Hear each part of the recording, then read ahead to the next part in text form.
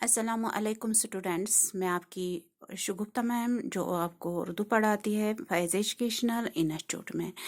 تو آج میں 10ویں جماعت کو جو پڑھانے جا رہی ہوں ترکیب نحوی میں، وہ ہے مضاف اور مضاف الیہ کی پہچان۔ تو یہاں پہ مضاف الیہ اور مضاف کی صورت میں ہوتا ہے اور کیسے وہ آتا ہے، جیسے کہتے ہیں جس اسم کا کسی دوسرے اسم سے تعلق ہو، ایک اسم کا تعلق دوسرے اسم کے ساتھ ہو، اسے مضاف الیہ کہتے ہیں۔ اور یہاں پہ اردو میں مضاف الیہ پہلے آتا ہے اور مضاف بعد میں آتا ہے۔ تو مگر یہاں پہ یہ یاد رکھنا ہے آپ کو، مضاف الیہ جو ہوتا ہے وہ ہمیشہ اسم معرفہ یعنی خاص ہوتا ہے، پراپر ناؤن۔ تو جو مضاف آتا ہے وہ اسم نکرہ ہوتا ہے، ہمیشہ اسم نکرہ ہوتا ہے یعنی کامن ناؤن۔ دیکھو یہاں پہ میں نے مثال دی ہے، احمد کا قلم میز پر موجود ہے۔ احمد کا قلم یہاں پہ اسم نکرہ ہے، اگرچہ یہ دونوں اسم ہیں۔ جیسے میں نے کہا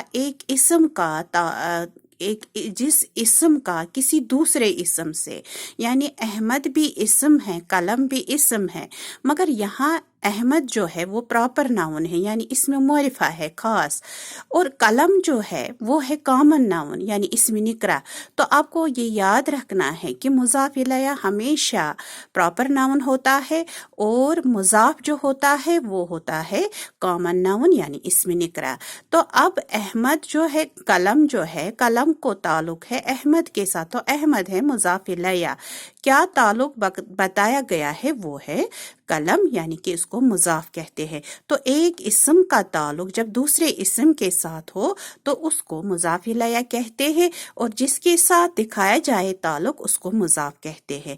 اب یہاں پہ کا جو ہے، یہ یاد رکھو کہ کی کا جو ہے اس کو حروف اضافت کہتے ہیں۔ یہ تین لفظ ایسے ہیں، تین ورڈ ایسے ہیں جو دو اسموں کا تعلق دکھاتے ہیں۔ جو دو اسموں کا تعلق کا یا کی یا کے دکھائے تو اس کو حروف اضافت کہتے ہیں۔ حروف اضافت ہوا جو دو اسموں کا تعلق دوسرے اسم، مطلب ایک اسم کا تعلق دوسرے اسم کے ساتھ دکھایا جائے۔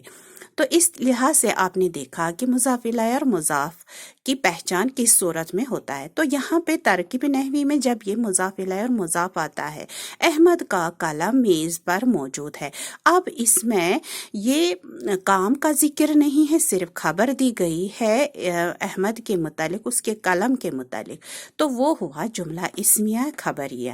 تو پہلے ہم لائیں گے یہاں پہ لاسٹ لفظ جو ہے وہ ہوا فعل ناقص، جو کام نہیں دیتا ہے۔ ادھر اگر یہ فعلیہ کے ساتھ ہوتا تب یہ کام دیتا، مگر یہاں پہ کام نہیں دیتا ہے، اس صورت میں یہ ہے فعل ناقص۔ فعل ناقص ہوا جو انکمپلیٹ ورب ہو۔ پھر ہے احمد، جو میں نے آپ کو پہلے کہا یہ مضاف الیہ ہے، کا آئے گا حروف اضافت، قلم آئے گا مضاف، تو یہ تینوں جو ہے تینوں مل کر بن جائیں گے مرکب اضافی۔ مرکب اضافی کا مطلب ہے جو کی کا جو ہے جو مضاف الیہ اور مضاف کا تعلق آپس میں دکھائے۔ پھر ہے پر، یہاں پہ پھر پر آیا، پر کہتے ہیں جار کو، حروف جار، تو ہم نے لکھا ادھر حروف جار۔ تو جار سے پہلے جب اسم آئے، یہاں میز جو ہے اسم آیا تو اس کو مجرور کہتے ہیں۔ تو جار سے پہلے جب اسم، اس لیے ہمیں پہلے جار لانا ہوتا ہے اس کے بعد مجرور، تو پہلے ہم نے پر لایا حروف جار۔ تو حروف جار یہ یاد رکھنا آپ، چار لفظ ایسے یعنی میں سے پر تک، تو یہاں پہ پر جو ہے حروف جار، تو اس سے پہلے اسم آیا میز، اس کو کہتے ہیں مجرور یعنی وہ اسم ہوتا ہے۔ پھر یہی بن جاتے ہیں مرکب جاری۔ مرکب جاری کا مطلب ہے جس جملے میں جار اور مجرور مل کر بنا ہو اس کو کہتے ہیں مرکب جاری۔